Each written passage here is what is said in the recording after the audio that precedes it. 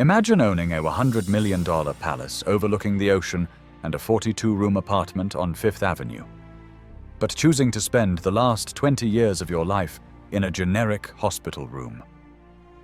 This is the bizarre, true story of Huguette Clark and the empty empire she left behind.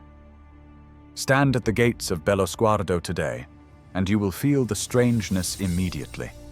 The name means beautiful view in Italian, and the promise is not broken. Perched on 8 acres of cliffs above Santa Barbara, this estate commands a vista so magnificent that it seems carved from a fever dream of paradise. The Pacific stretches infinite and blue. The Channel Islands float like mirages on the horizon. The gardens, once manicured to perfection, now surge wild with bougainvillea and untamed roses, creating an atmosphere of enchanted dereliction. But walk closer. Press your face to the windows if you dare. Inside, you will see something that defies comprehension. Furniture draped in white sheets like sleeping ghosts. A Monet hanging on the wall, gathering the fine dust of decades. A grand piano that no one has played since the 1970s. Rooms kept at perfect temperature and humidity, preserved as meticulously as museum exhibits. This is not abandonment. This is not decay. This is something far stranger. This is a palace maintained in absolute perfection for an owner who will never return. The morning staff still arrives. They have arrived every morning for 30 years. They dust surfaces that have no dust. They polish floors that no feet will tread. They tend gardens that no eyes will see. The check's clear. The instructions are precise. Everything must be kept exactly as it was, exactly as it has always been, waiting for a woman who stopped waiting long ago. How does a palace die while its owner still breathes? How does beauty become a mausoleum before anyone is buried? This is not the only ghost mansion. In New Canaan, Connecticut, there stands a French chateau that Huguette Clark purchased in 1952. 60 rooms of gilt and marble and parquet floors that could make Versailles weep with envy. It has been empty since 1956. 70 years of emptiness. 70 years of staff maintaining perfection for phantom inhabitants. The heating system runs, the roof is repaired, the taxes are paid on time, but no one lives there. No one has lived there for generations. And then there is the apartment. The largest residence on Fifth Avenue, a floor-through masterpiece with 42 rooms overlooking Central Park. Huguette was born there in 1906. Her father built it as a monument to his conquered wealth. Inside, there are paintings worth millions. There are antiques that museums would kill to acquire. There is a pipe organ. There is a bowling alley. There are rooms so grand that ordinary life seems impossible within them. For decades, Huguette lived there with her mother, 2 widows floating through vast silence. When her mother died in 1963, the apartment became a shrine. Rooms were closed off one by one. Eventually, Huguette herself occupied only a small bedroom, surrounded by her dolls, while 41 other rooms waited in perfect darkness. But even that became too much. Even one small room in a palace of memory proved unbearable. In 1997, at the age of 91, Huguette Clark checked herself into Beth Israel Medical Center in New York City. The official reason was minor, a simple procedure, nothing serious. She would be out in days. That was what everyone assumed. But days became weeks. Weeks became months. Months became years. And Huguette never left. Not because she was sick. The doctors were quite clear on this point. She was healthy. Remarkably healthy. She would live to be 104. But she chose to live those years in a hospital room no larger than a modest bedroom, with industrial linoleum floors and fluorescent lights and the constant beep of medical machinery in distant corridors. While she played with dolls in that small room, her mansions waited. Bellosguardo sat on its cliff, 900 miles away, its 40 rooms echoing with absence. The Connecticut chateau dreamed its French dreams in New England snow. The Fifth Avenue apartment watched Central Park change with the seasons, its windows eyes that saw everything and revealed nothing. All three properties fully staffed. All three maintained to impossible standards. All three costing millions annually to preserve. And their owner? Their owner was in a hospital room, arranging the furniture in a miniature Japanese castle, making sure every tiny screen was painted correctly, ensuring that a dollhouse world remained perfect because the real world had proven too painful to inhabit. This is the mystery that haunted New York society for decades. This is the question that lawyers would fight over when she finally died. This is the riddle that her distant relatives could never solve. Why would a woman worth $300 million choose to live in a hospital room when she owned some of the most magnificent properties in America? The answer begins not with Hugh Gett, but with her father, with a man who believed that wealth could purchase immortality, with a copper king who built palaces thinking they would outlast death, with William Andrews Clark, who became one of the richest men in American history and discovered, too late, that money cannot hold back time, cannot prevent loss, cannot keep the people you love from vanishing. To understand why the mansions stand empty, we must go back to the beginning. We must go back to Montana, to the copper mines, to the birth of a fortune so vast it would curse the very woman it was meant to protect. We must watch an empire being built, stone by bloody stone, dollar by stolen dollar, because every abandoned palace tells a story, and this palace tells the story of how immortality dies. William Andrews Clark arrived in Montana Territory in 1863 with nothing but ambition and a mule team. He left it 40 years later as one of the richest men in America, his fortune built on copper, corruption, and an appetite for wealth so vast it seemed to swallow everything it touched. This is the man who would father Hugh Gett. This is the fortune that would curse her. Picture Montana in the 1860s. It was raw country, violent country, a landscape of sudden fortunes and sudden death. Gold had been discovered in Bannock, and men poured westward, chasing rumors of riches buried in creek beds and mountainsides. Clark was 24 when he arrived, a Pennsylvania farm boy with 2 years of law school and eyes that calculated profit in everything they saw. He did not come to dig gold. He came to sell things to the men who did. While others panned streams and tunneled into hillsides, Clark drove his mules between Salt Lake City and the mining camps, hauling eggs and tobacco and flour. The markup was extraordinary.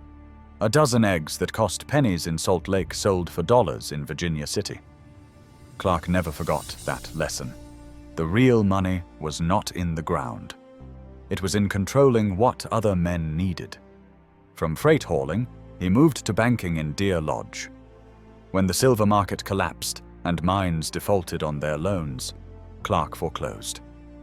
Properties that men had died to claim became his through the stroke of a pen. By the 1880s, he owned mines throughout Butte, but silver was dying. The future, Clark understood with the clarity that defined his genius, belonged to copper. Thomas Edison had just invented the light bulb. The world was about to be wired. Electricity would flow through copper, and whoever controlled copper would control the industrial age. Clark bought up played-out silver mines in Butte and discovered beneath them veins of copper so rich the earth seemed to bleed metal. He built the first successful smelter in 1879. He established the water company, the electric light company, the electric railway. He did not just mine Butte. He owned it. But ownership was never enough. Clark wanted immortality. He wanted his name spoken with reverence. He wanted to be a senator, to sit in the chambers of power in Washington and be addressed with the title that conferred legitimacy on wealth. Between 1888 and 1900, he ran for the Senate 4 separate times. He failed every time. Not because he lacked money, but because he lacked the one thing money could not buy: charisma. People respected his intelligence. No one liked him. Mark Twain, after meeting Clark at a dinner in 1907, called him as rotten a human being as can be found anywhere under the flag. In 1899, Clark decided to stop losing. He bribed the Montana state legislature. Not subtly, not carefully, blatantly. He distributed cash, property, promises. The bribery was so obvious that even the Senate, accustomed to corruption, refused to seat him. The scandal made national headlines. Clark was exposed as the embodiment of Gilded Age excess, a man who believed every person had a price. When critics saw him, his response was perfect in its candor. "I never bought a man who wasn't for sale." 3 years later, he won a Senate seat legitimately, or at least legitimately enough that no one could prove otherwise. He served one term from 1901 to 1907. It was undistinguished. He attended sessions. He voted. He accomplished nothing of note except securing a railroad route between Salt Lake City and California that happened to pass through land he owned. That land included a small rail stop in Nevada with a bit of water nearby. Clark named the settlement Las Vegas. Today, the county is still named after him. But while Clark built his public empire, his private life was unraveling. His first wife, Kate, had borne him 7 children. 2 died in infancy. His son Paul died at 16. Kate herself died suddenly in 1893 at the age of 53. Clark was 54, wealthy beyond measure, and utterly alone. Then came Anna. Anna LaChapelle was 15 when she entered Clark's household in Butte. The exact circumstances remain murky. She may have been a ward. She may have been an employee. What is certain is that she was beautiful, musical, and young enough to be his daughter. Clark became her benefactor. He sent her to Paris to study the harp. He visited her frequently. And at some point, the relationship became something that 1901 society could not openly acknowledge. In 1904, while serving in the Senate, Clark shocked Washington by announcing he had been married since 1901 to Anna LaChapelle, now Anna Clark. She was 23. He was 62.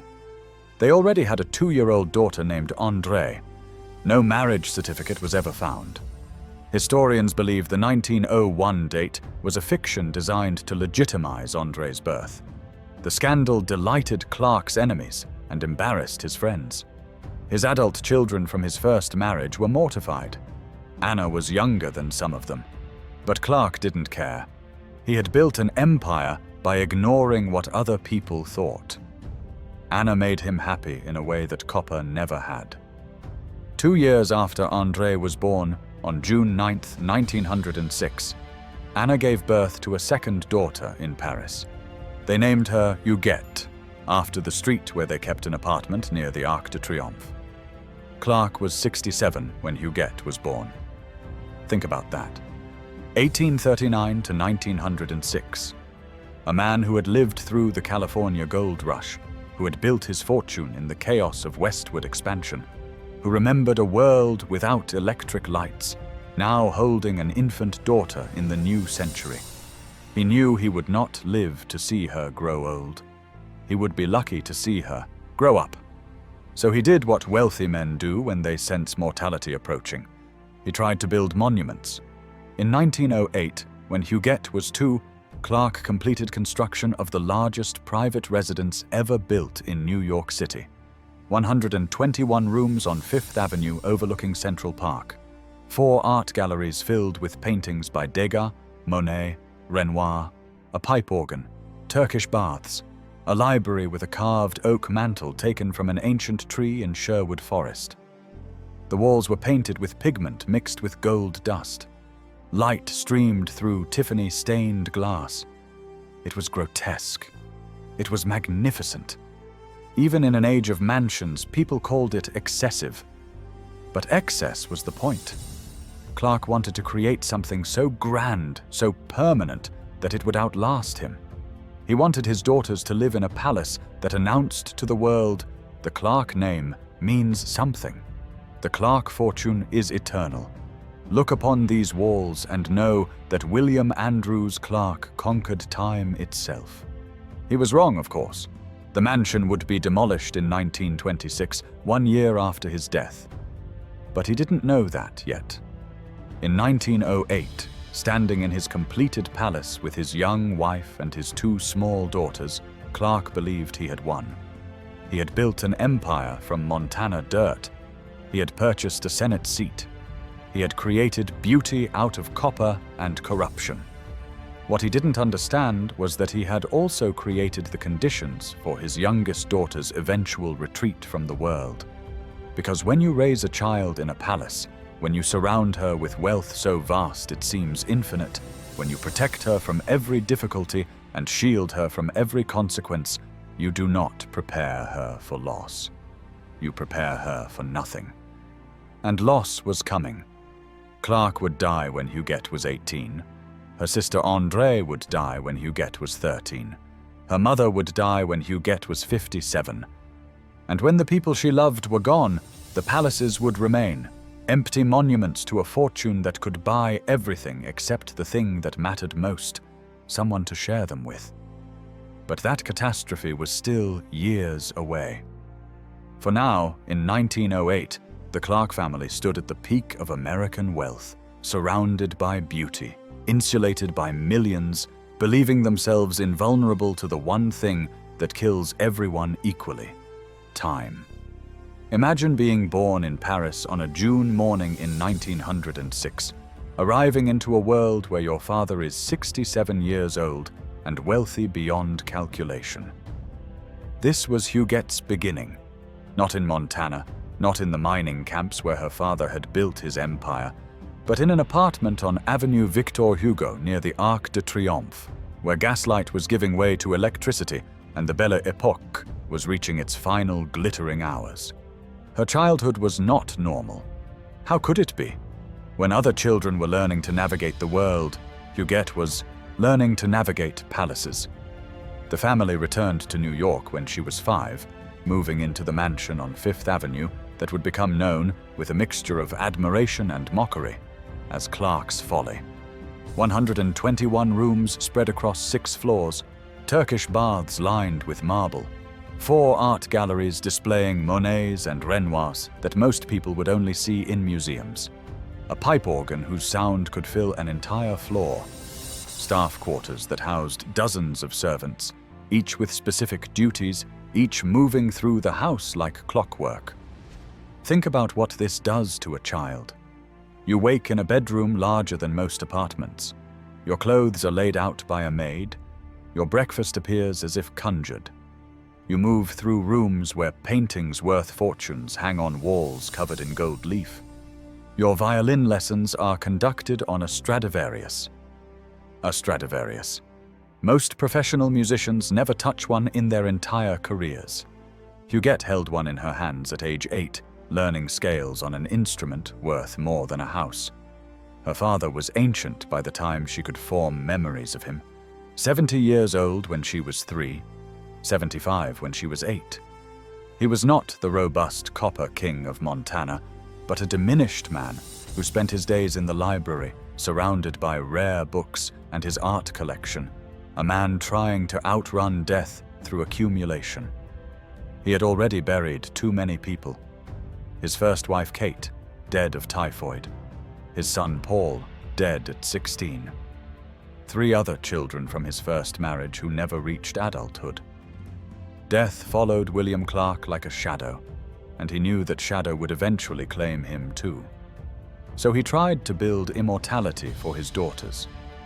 That was the point of the mansion, the art, the endless luxury. He wanted Huguette and her sister Andrée to be so insulated by wealth that nothing could touch them. He wanted the Clark name to mean something permanent. He would tell Huguette, even as a young girl, to be careful. "No one will really love you," he said. "They will only love your money. Be careful who you trust." What a thing to tell a child. What a curse to place on a young heart. Your father, ancient and paranoid, telling you that human affection is a transaction, that everyone wants something, that love itself is suspect. Huguette absorbed this lesson. It would shape everything that came after. But for now, in the years before disaster, there was André. 4 years older, beautiful, vibrant, full of the kind of energy that made rooms feel alive when she entered them.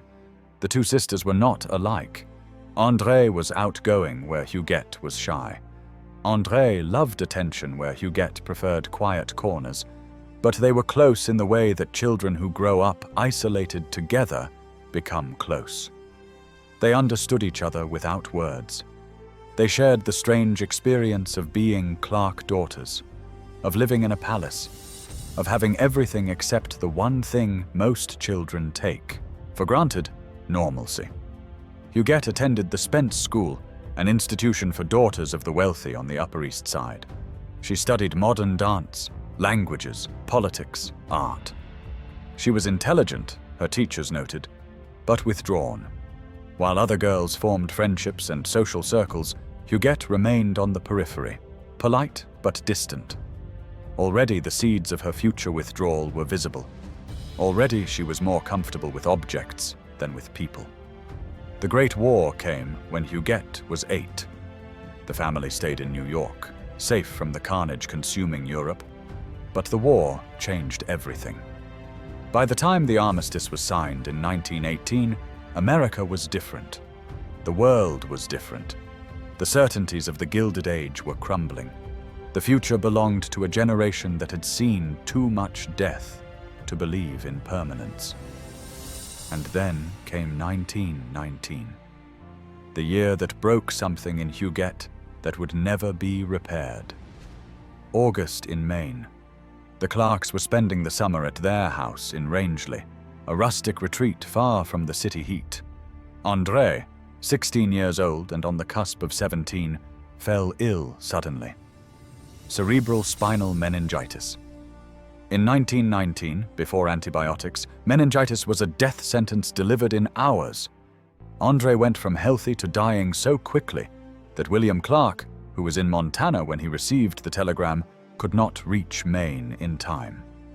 She died at 5 in the morning on August 6th, 1 week before her 17th birthday. Her father was still on the train. Huguette was 13. Think about that. 13 years old, and the person you are closest to in the world vanishes in less than a day. One morning, André is there, laughing, alive, planning her future. By the next morning, she is dead. Not sick for months, not declining slowly, just gone. Erased, as if she had never existed at all. The family returned André's body to New York and buried her in Woodlawn Cemetery. They created memorials. In 1920, they donated 135 acres in Briarcliff Manor to establish the first National Girl Scout camp in America, naming it Camp André Clark. André had loved the Girl Scouts, had written in her diary that scouting had changed her from a moody, thoughtless girl and shown her what life could be. In 1928, Huguette donated $50,000 to create the André Clark Bird Refuge in Santa Barbara, a salt marsh that would be transformed into a freshwater lake teeming with wildlife. On the Bellosguardo estate itself, a rustic cottage was renamed André's Cottage, a shrine to a girl who would never grow old. But memorials could not bring André back. The mansion on Fifth Avenue, so full of life when both sisters were present, became a mausoleum. The portraits of André hung on the walls like ghosts. Her harp stood silent in the music room. Her belongings remained in her bedroom, untouched, as if she might return at any moment. Huguette moved through the house like a shadow, quieter than before, more withdrawn. She had learned a lesson her father never intended to teach. Beauty is fragile. Love is temporary. Death comes without warning.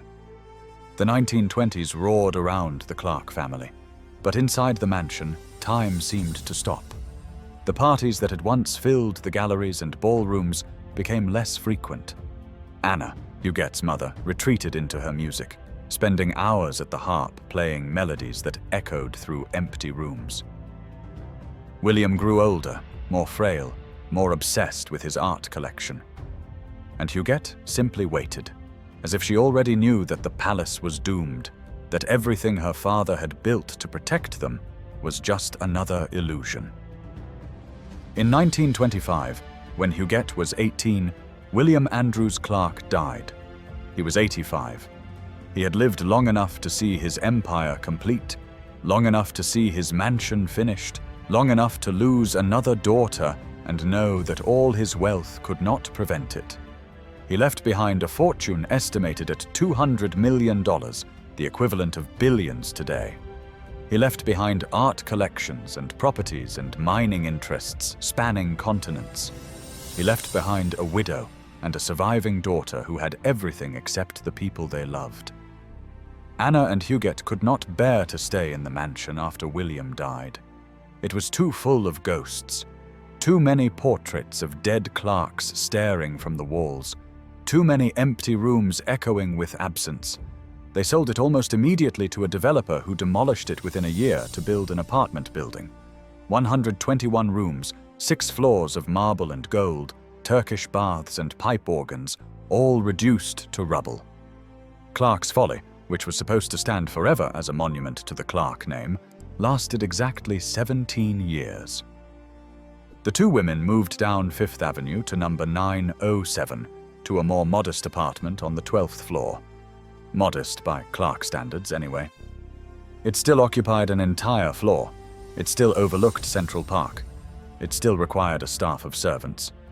But it was smaller, more manageable, less overwhelming.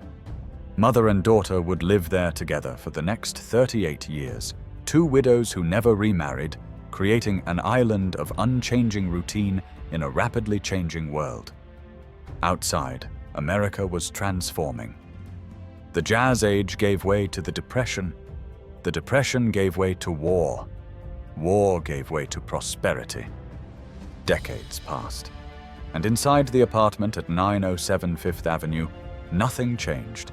The same paintings on the walls, the same furniture in the same positions, the same staff performing the same duties. Anna played her harp. Huguette played her violin and began to paint watercolors. They traveled less and less.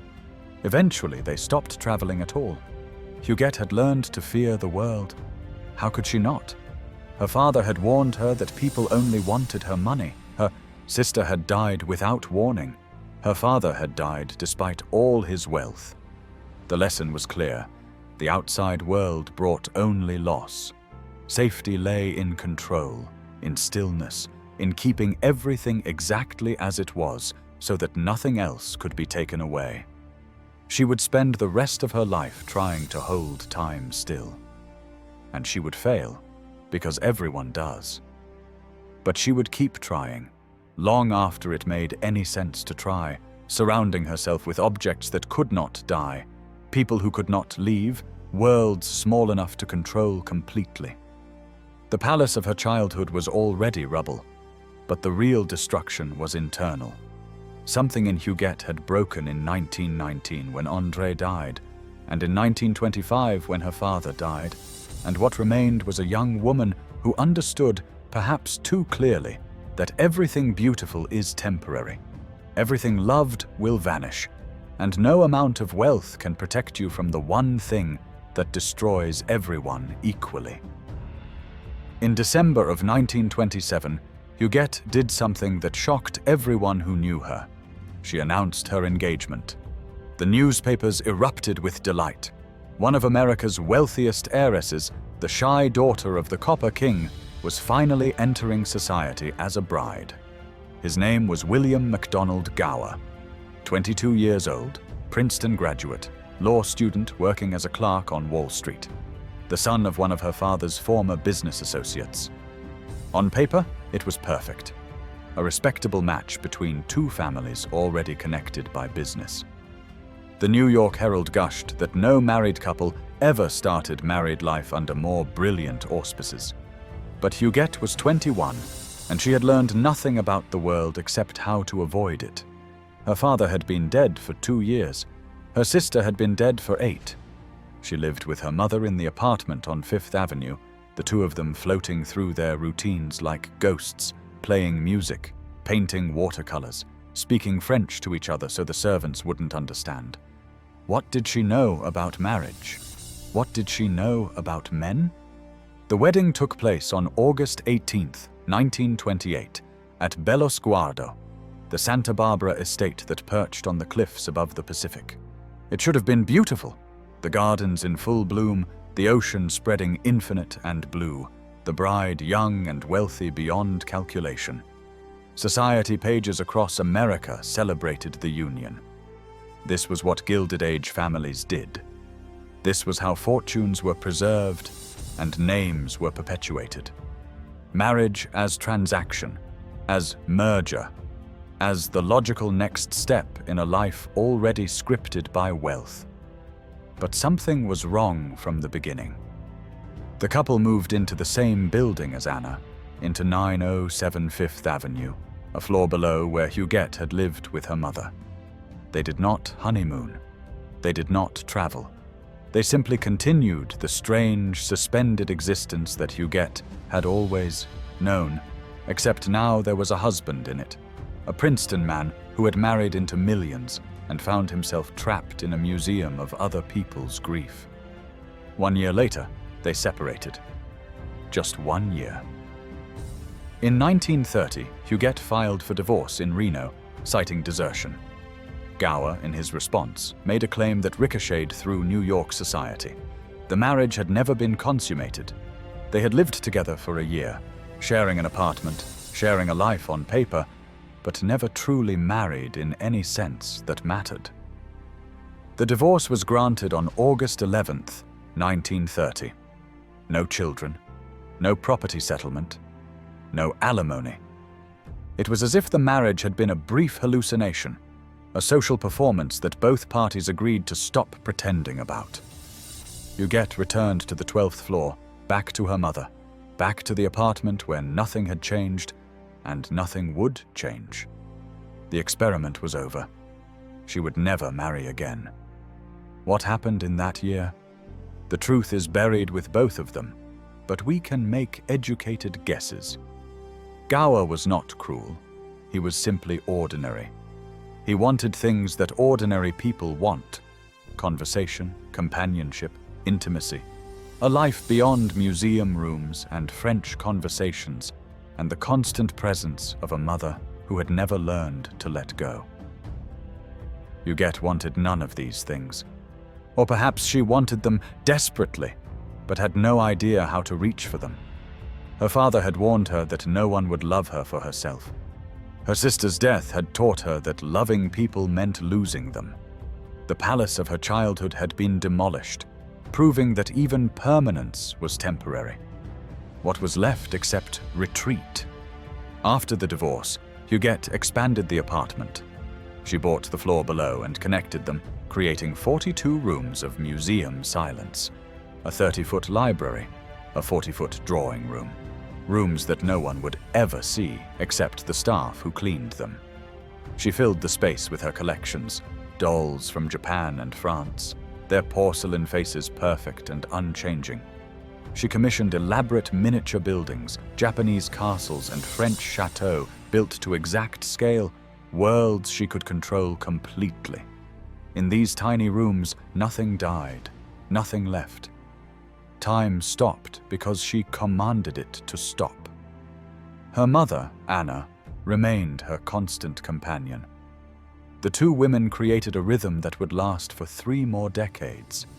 Music in the mornings, painting in the afternoons, French conversations in rooms where the temperature was kept at precisely 72 degrees and the curtains blocked out the changing seasons. Outside, the Depression ravaged America. Inside, nothing changed. The same paintings on the same walls, the same furniture in the same positions, the same staff performing the same duties year after year after year. People who knew Huguette in those years described her as kind but distant, generous but unreachable. She gave money to charities. She maintained the Bellosguardo estate, 3,000 miles away, paying full salaries to gardeners and maids even though she visited less and less frequently. The Connecticut chateau sat empty, waiting. The Fifth Avenue apartment grew quieter. Decades passed. The world transformed around her, and Huguette simply withdrew further into her shrinking universe, surrounded by objects that could not abandon her, constructing a life so controlled and so small that loss itself could not enter. The withdrawal happened so gradually that no one noticed it was happening at all. There was no dramatic moment, no announcement, no final door closing on the world. Huguette simply faded, like a photograph left too long in sunlight, until one day people realized they could no longer remember the last time they had seen her. Through the 1930s and 40s, she and Anna maintained a rhythm that seemed almost normal. They attended concerts occasionally. They visited Bellosguardo in the summers, though less frequently as the years passed. They commissioned paintings, collected art, supported musicians. Anna gave a rare Moore double-keyboard piano to pianist Gunnar Johansson in 1947 after hearing him perform. But even these gestures felt distant, impersonal, conducted through intermediaries and formal arrangements rather than genuine human connection. By the 1950s, the trips to California had stopped entirely. Bellosguardo sat waiting on its cliff, maintained by a full staff who cleaned rooms that no one occupied, tended gardens that no one walked through, kept everything in perfect readiness for owners who never came. The house in Connecticut, purchased in 1952 as a refuge from potential atomic attack, was never visited even once.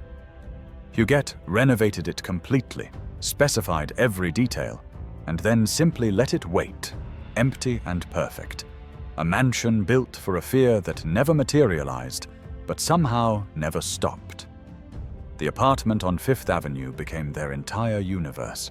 Two women, mother and daughter, living in 42 rooms of museum silence. They spoke French to each other so the servants wouldn't understand their conversations. They played music, Anna on her harp, Huguette on her violin. They painted watercolors. They ate meals at precise times.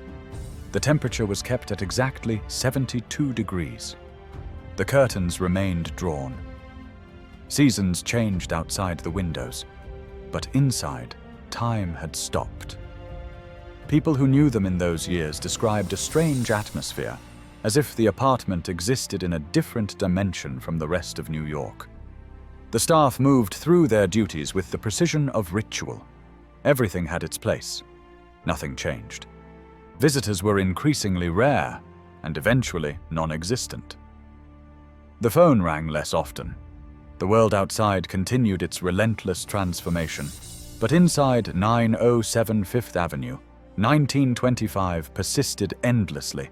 The year William Clark died, the year time became something to be held still rather than lived through. Then came October 11th, 1963. Anna died at the age of 85. She was buried in the family mausoleum at Woodlawn Cemetery beside her husband and her daughter Andrée, the one who had died at 16, whose death had started all of this unraveling decades earlier. Huguette was 57 years old. For 38 years, she had lived with her mother, the two of them creating an island of unchanging routine in a changing world.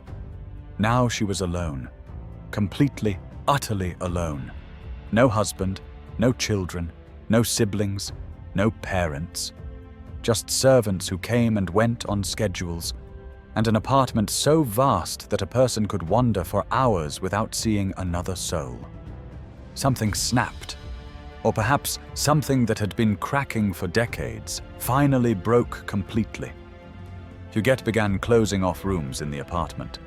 One by one they were shut, sealed, preserved in darkness. The 40-foot drawing room where Anna had played her harp. The galleries where paintings worth millions hung unseen. the 30-foot library filled with rare books that no one would read. Huguette retreated to a single bedroom, surrounding herself with her dolls, those perfect miniature beings who would never age, never change, never die. She stopped seeing people entirely. Old friends who called were told she was unavailable. Invitations went unanswered. The few remaining social obligations were abandoned. By the late 1960s, no one outside her household staff had seen Huguette Clark in years. She had become a ghost in her own life, haunting an apartment that was itself a monument to absence. The properties waited, Bellosguardo on its cliff, 40 rooms echoing with Pacific wind, the Connecticut chateau dreaming in its carefully maintained gardens, the Fifth Avenue apartment growing darker room by room, all of them costing millions annually to preserve, all of them empty except for the servants who moved through them like actors in a play that had lost its audience. Huguette maintained everything from her bedroom. She called the staff at Bellosguardo regularly, asking about specific trees, particular roses, the condition of paintings she hadn't seen in decades. She ordered repairs and renovations. She paid full salaries. But she never went back. She would never go back. The properties existed now only in her memory, perfect and unchanging, requiring no actual presence because presence meant confronting time's passage, meant acknowledging that the people she had loved were gone and would never return. The 1970s arrived. Then the 80s. New York transformed around her. The apartment building where she lived changed ownership. The city beyond her drawn curtains became unrecognizable from the one she remembered. But inside her bedroom, nothing changed. The same dolls arranged in the same positions, the same paintings on the walls, the same routine performed day after day after day. She was creating a life so controlled, so small, so unchanging that loss itself could not enter. If nothing new came in, nothing could be taken away. If time stood still, death could not advance. It was impossible, of course. Time advances regardless. Death comes regardless. But Huguette had learned something from her father's failed attempt to build immortality through mansions. If material things could not last forever, then perhaps the only solution was to stop caring about them while still maintaining them, to preserve them perfectly while never inhabiting them, to create museums of her own past that she could control from a distance without having to face the grief contained within them. In 1991, at the age of 85, Huguette was discovered in her Fifth Avenue apartment in alarming condition. She was emaciated, weak, suffering from skin cancer lesions that had disfigured her face. For years, she had been living in one room, surrounded by her dolls, eating less and less, withdrawing further into a world that existed only in her mind. The staff had watched it happen, helpless or complicit, as their employer slowly disappeared into herself. She was admitted to Doctors' Hospital on the Upper East Side for treatment. The cancer was basal cell carcinoma, serious but treatable. Doctors removed the lesions. She recovered. Within weeks, she was healthy enough to go home. Her physician urged her to return to the apartment, but Huguette refused. She felt safe in the hospital. That was what she told the nurses. Safe. Not comfortable, not happy, but safe. The apartment held too many ghosts. Her mother's absence filled every room. The paintings on the walls were reminders of her father's failed attempt at immortality. The dolls, once a source of comfort, now seemed like a collection of corpses. But the hospital was neutral territory. It belonged to no memories. It contained no past. Here, in this plain room with industrial floors and fluorescent lights, she could exist without being haunted. The hospital staff tried to discharge her. This was not a nursing home. This was an acute care facility. But Huguette was the daughter of William Andrews Clark. She could afford to stay. $829 per night she paid without question. When Doctors Hospital merged with Beth Israel Medical Center, she simply transferred. When they tried to move her to a different room, she resisted until they relented. When one of her private nurses kept insisting she should go home, Huguette fired her immediately. So she stayed. Days became weeks. Weeks became months. Months became years. From her hospital window on the 3rd floor, she could see nothing except the facing wall of another wing and the mechanical hum of air conditioning units. No sky, no trees, no horizon. Just institutional brick and machinery. It was perfect. It demanded nothing. It promised nothing. It simply existed, day after day, unchanging. Huguette filled the room with what mattered. Her dolls arrived, arranged carefully on shelves and tables. She hired private nurses around the clock, not because she needed medical care, but because she needed company that didn't ask questions, didn't demand intimacy, didn't threaten to leave through death.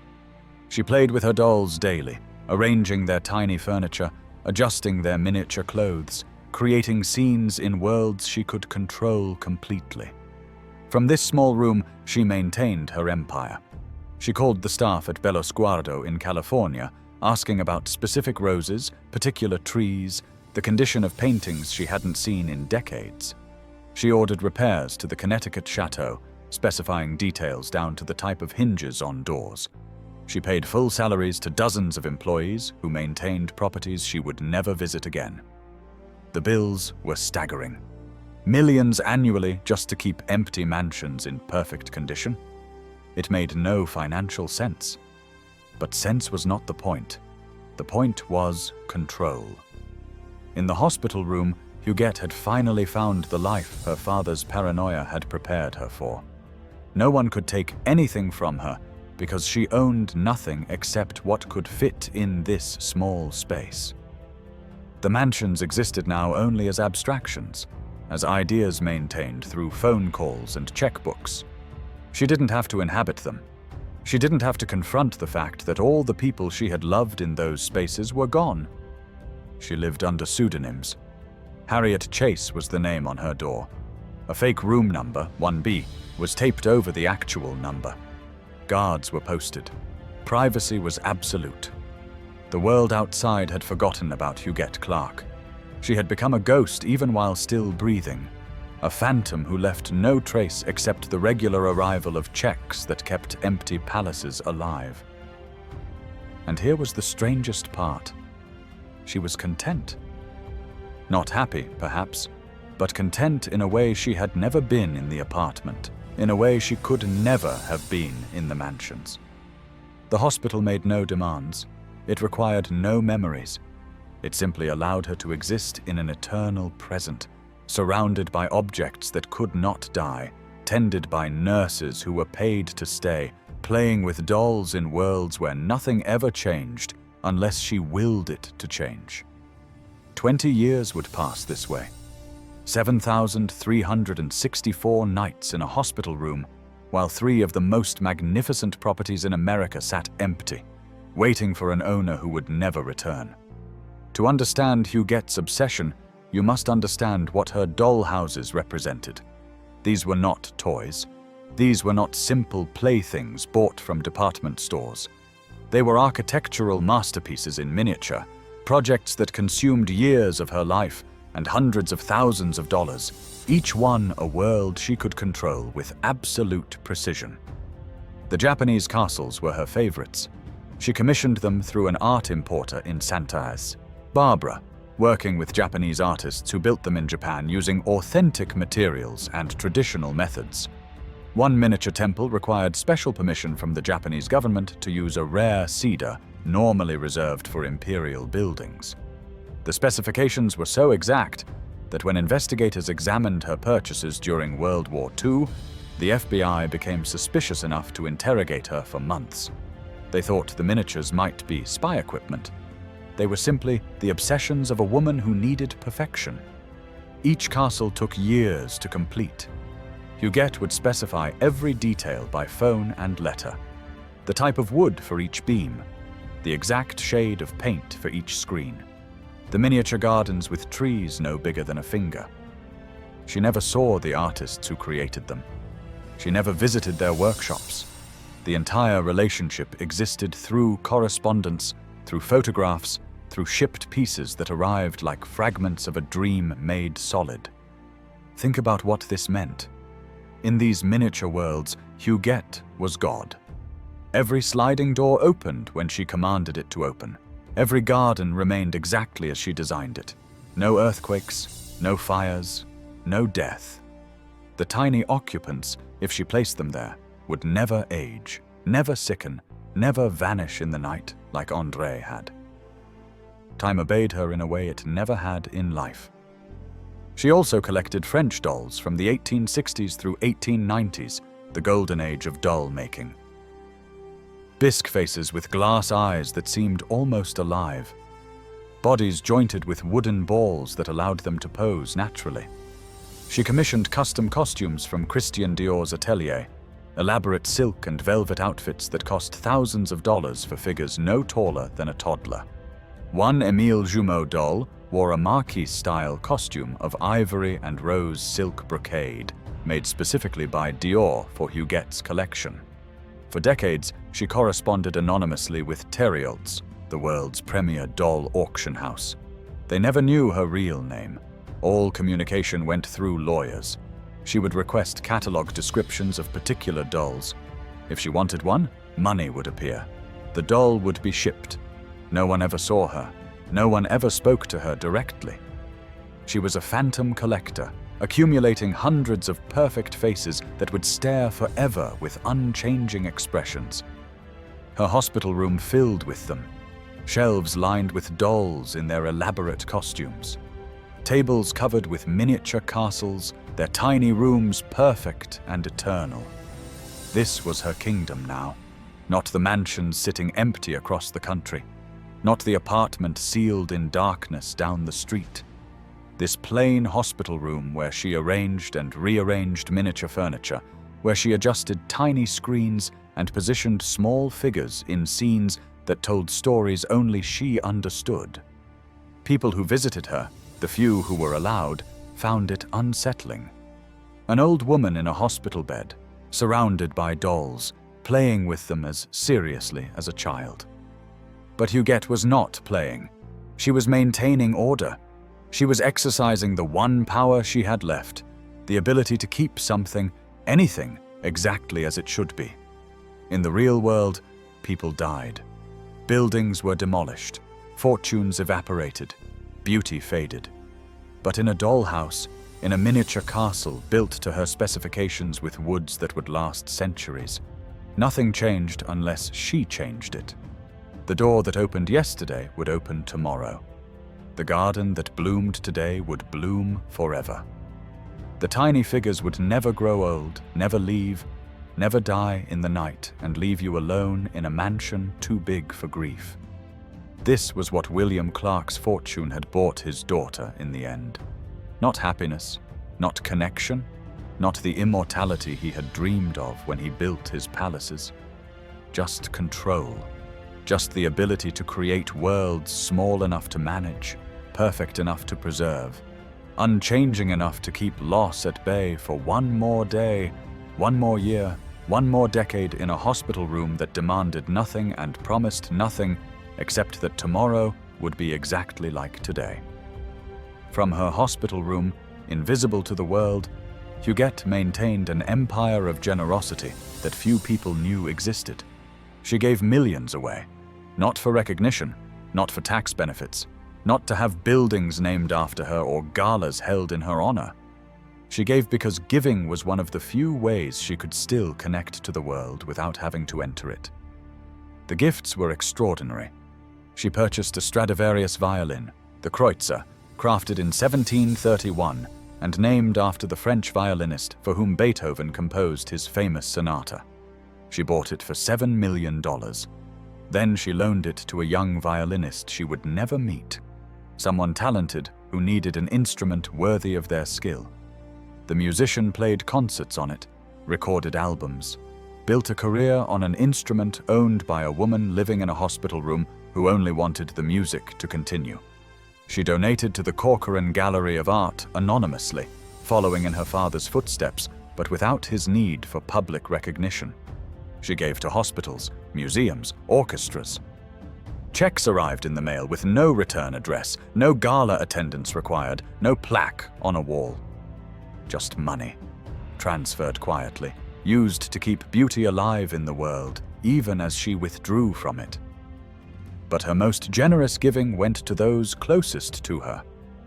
Her nurses received gifts that changed their lives. Hadassah Perry, her primary nurse for 2 decades, received apartments in Manhattan worth millions. She received paintings. She received cash gifts tucked into Christmas cards. By the time Huguette died, Hadassah had received an estimated $30 million. For what? For staying. For being present. For playing dolls with an old woman who had no one else. The hospital staff received gifts as well. Doctors who treated her occasionally found themselves receiving unexpected bonuses. Their children's college tuitions were mysteriously paid. Huguette rewarded loyalty with a largesse that bordered on the incomprehensible. A chauffeur she hadn't used in decades received a Rolls-Royce. Accountants and lawyers who managed her affairs received generous bonuses. Anyone who showed kindness, who treated her with dignity, who didn't judge her strangeness, found themselves recipients of her quiet gratitude. Was she being manipulated? Her distant relatives would later claim exactly that. They would argue in court that the nurses and doctors had taken advantage of a vulnerable old woman, that the hospital had conducted an aggressive fundraising campaign disguised as care, that Huguette's isolation made her susceptible to undue influence. The legal battle after her death would be vicious, with relatives who hadn't seen her in decades suddenly very concerned about how she spent her money. But here is another interpretation. Huguette was purchasing the one thing her father's fortune had never been able to buy. Not immortality, not permanence, simply presence. She was paying people to stay, to not leave, to be there day after day in a way that family never had been, in a way that friends had abandoned, in a way that everyone she loved had failed at by dying. Think about it from her perspective. Her father died when she was 19. Her sister died when she was 13. Her mother died when she was 57. Everyone she loved vanished, and she learned that loving people meant losing them. But if you paid someone to stay, if you made their presence financially beneficial, if you gave them so much that leaving would be foolish, then perhaps they wouldn't vanish. Perhaps loyalty could be purchased, if love could not. She maintained her properties from that hospital room with the same meticulous attention. She called the staff at Bello Sguardo weekly, asking about specific roses in the garden, about paintings in particular rooms, about whether the ocean view was clear or foggy that day. She ordered renovations to buildings she would never see. She approved budgets for maintenance that cost millions annually. The Connecticut estate required constant upkeep. The Fifth Avenue apartment needed climate control, even though 41 of its 42 rooms sat dark and empty. It was irrational. It was wasteful. It made no economic sense whatsoever. But economics were not the point. Control was the point. From her small hospital room, Huguette could maintain perfect versions of the properties in her mind. She could picture them exactly as they had been, frozen in time, waiting. If she never visited them, they never had to change. If she never saw them aging and decaying, they remained immortal. She was the invisible heiress, a phantom who influenced the world through checks and phone calls, who gave millions to strangers and nothing to family, who lived in voluntary confinement, while maintaining palaces she refused to inhabit. People who received her gifts often never knew her real name. She used pseudonyms. She communicated through lawyers. She was a voice on a phone, a signature on a check, a presence that was felt but never seen. In 20 years of living at Beth Israel, only a handful of people ever saw Huguette in person. Her nurses, her doctors, her lawyer, her accountant. That was it. No family, no friends, no casual visitors. Just the people who were paid to be there and the people who helped her manage the fortune she was systematically giving away. And yet, by all accounts, she was content. The nurses described her as kind, gracious, appreciative. She thanked them constantly. She asked about their families. She remembered birthdays and anniversaries. She was not a difficult patient. She was simply a woman who had found, finally, a way to live that felt safe. No unexpected losses, no uncontrollable changes. Just a small room, familiar faces, and miniature worlds where she remained God. As Huguette entered her 90s and then passed 100, the circling began. Relatives who hadn't seen her since the 1950s suddenly remembered they were family. Lawyers took interest in her affairs. Accountants and financial advisors positioned themselves carefully. Everyone could smell what was coming: the death of one of America's last remaining Gilded Age fortunes, and the inevitable fight over who deserved it. In 2005, when Huguette was 98 years old, she signed 2 wills exactly 6 weeks apart. The timing alone should have raised alarms. The first will, signed in March, left $5 million to her nurse, Hadassah Perry, and the rest to her distant relatives, the grandchildren and great-grandchildren of her father's first marriage. People she hadn't seen in decades. People she didn't know. But family, technically. Then came April. A second will, completely different. This one disinherited the relatives entirely. Instead, it left $30 million to Hadassah, millions more to her lawyer Wallace Bock and accountant Irving Kamsler. It established the Bellos Guardo Foundation, which would turn the Santa Barbara estate into an arts center. Beth Israel Hospital, where she had lived for 14 years at that point, received $1 million. Her goddaughter Wanda Stika received money. The relatives received nothing. The will stated explicitly that she had minimal contact with them, and they were not the objects of her bounty. Which will represented her true wishes? That question would consume the courts for years.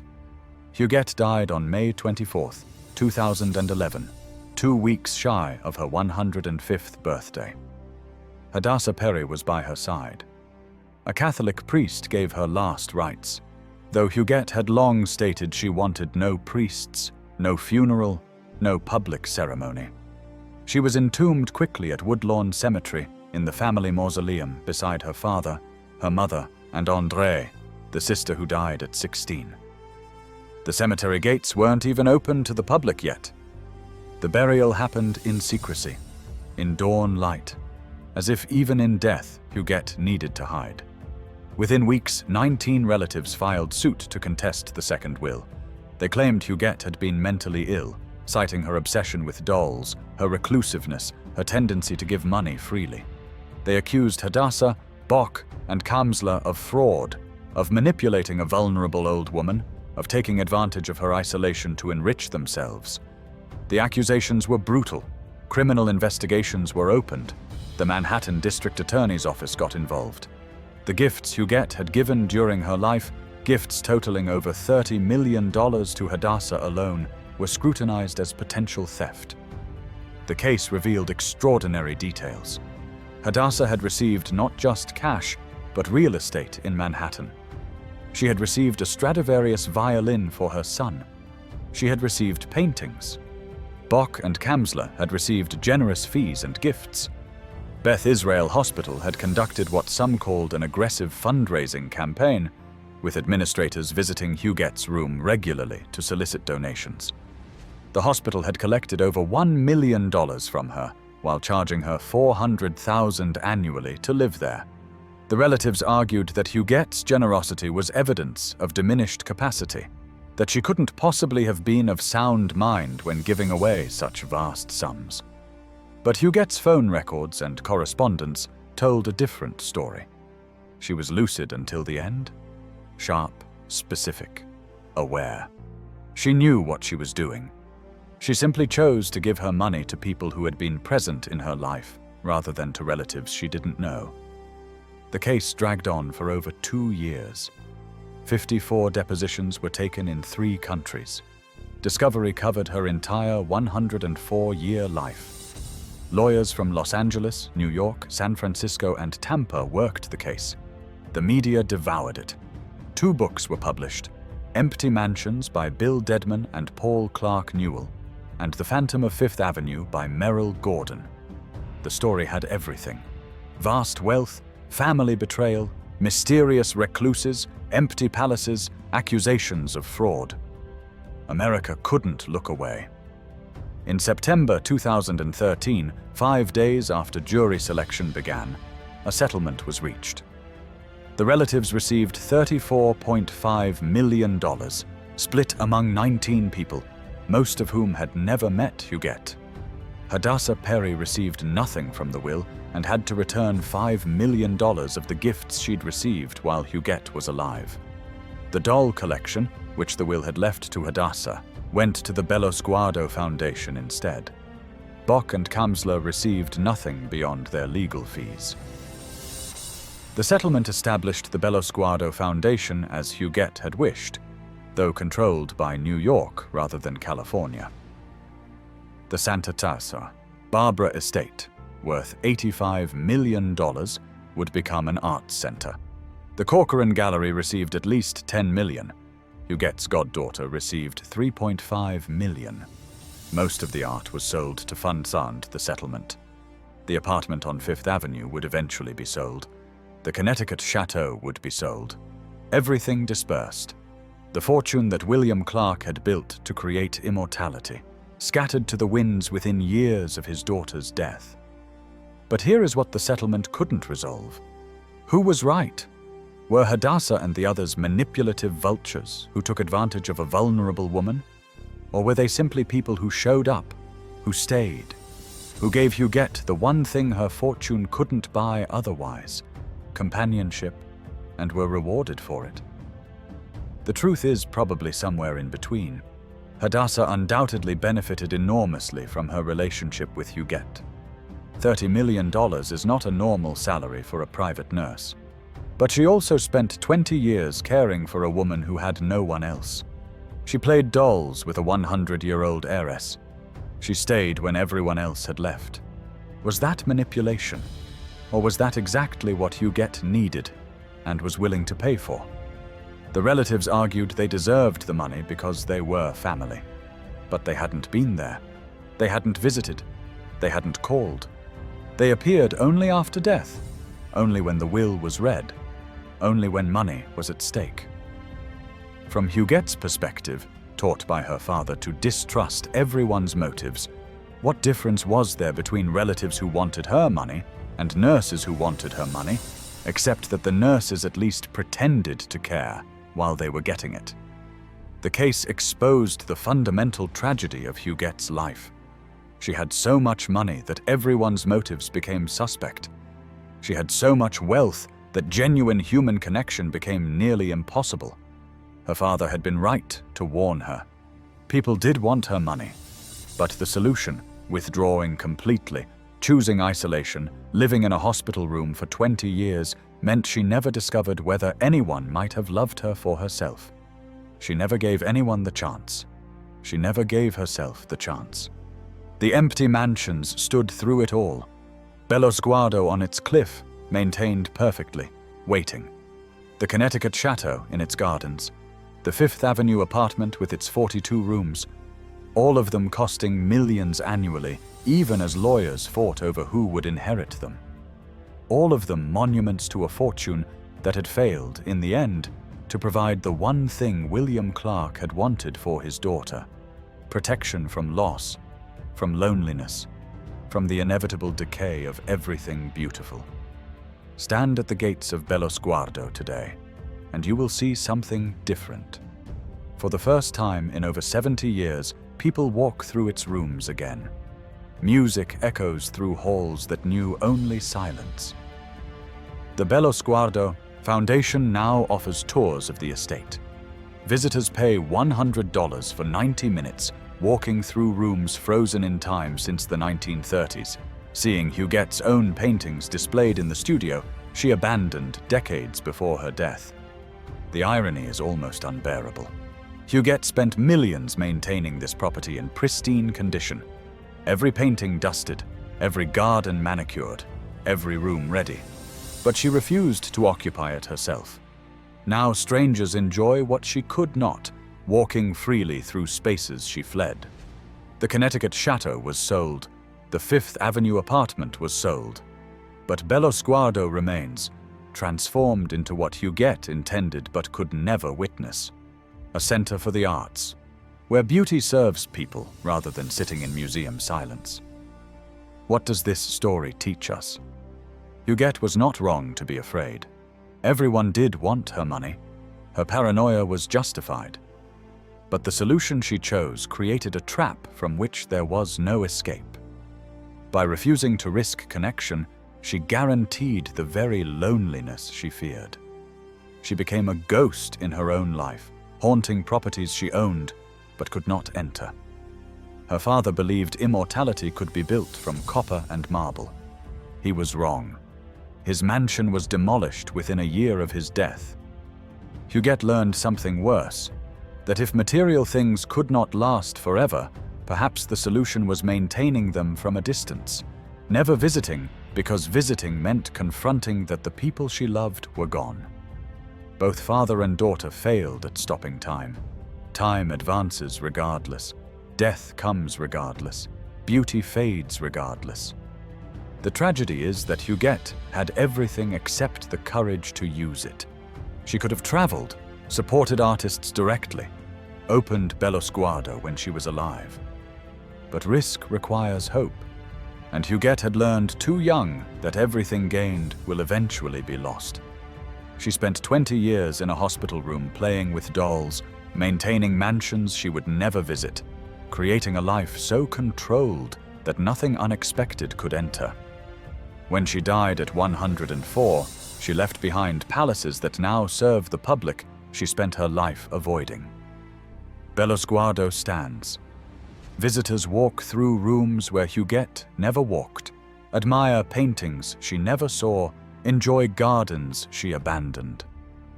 In death, she gave what she could not give in life: access to beauty, collective joy in the mansion she kept perfect but uninhabited. The lesson is simple and hard. Immortality cannot be purchased, beauty cannot stop time, and all the mansions in the world mean nothing if there is no one you love to share them with. Huguette owned 3 of the most magnificent properties in America and died alone in a hospital room, surrounded by dolls, having never learned that the only thing that outlasts death is love. And love requires the very risk she spent her life avoiding. The gates are open now. Somewhere in Woodlawn Cemetery, Huguette rests beside her father, mother, and sister in the only permanence any of us achieve: memory, carried by strangers who walk through rooms she abandoned. If this story haunted you, if you see in her withdrawal a mirror of our own isolation, then do something she never could: connect. Hit that like button. Subscribe to this channel. Share this story with someone who needs to hear it. Because the antidote to Huguette's fate is not wealth or withdrawal. It is engagement. It is risking connection even when loss is inevitable. It is choosing to inhabit the beautiful rooms of your life while you still can, before they become monuments maintained by strangers who never knew your name.